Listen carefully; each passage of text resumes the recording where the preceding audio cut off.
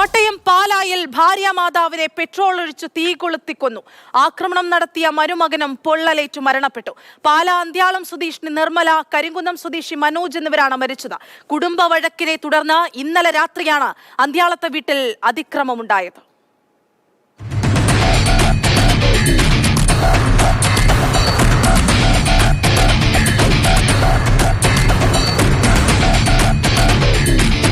ഇന്നലെ രാത്രി 7:30-ക്കാണ് അന്ത്യാളം പരവൻപറമ്പിൽ സോമന്റെ ഭാര്യ നിർമ്മലയെ മരുമകൻ കരിങ്കുന്നം സ്വദേശി മനോജ് പെട്രോൾ ഒഴിച്ച് തീ കൊളുത്തി കൊന്നത്. കരിങ്കുന്നത്തെ വീട്ടിൽ നിന്ന് മകനൊപ്പം അന്ത്യാളത്തെ ഭാര്യ വീട്ടിലെത്തിയപ്പോഴാണ് മനോജ് അക്രമം നടത്തിയത്. നിർമ്മലയുടെ ദേഹത്തും സ്വന്തം ദേഹത്തും പെട്രോൾ ഒഴിച്ച ശേഷം തീ കൊളുത്തി. ബഹളം കേട്ട നാട്ടുകാർ പാലാ പോലീസിനെയും ഫയർഫോഴ്സിനെയും വിവരമറിയിച്ചു. ആദ്യം പാലാ ആശുപത്രിയിലും പിന്നീട് മെഡിക്കൽ കോളേജിലും എത്തിച്ചെങ്കിലും ഇരുവരുടെയും ജീവൻ രക്ഷിക്കാനായില്ല. കുടുംബ വഴക്കാണ് ആക്രമണത്തിന് കാരണമെന്നാണ് സൂചന. ഇത് ചൂണ്ടിക്കാട്ടി മനോജിനെതിരെ വീട്ടുകാർ മുൻപ് പോലീസിൽ പരാതി നൽകിയിരുന്നു.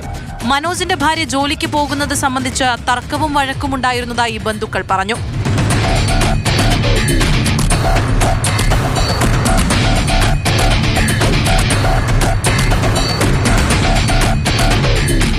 മാതൃഭൂമി ന്യൂസ്, കോട്ടയം.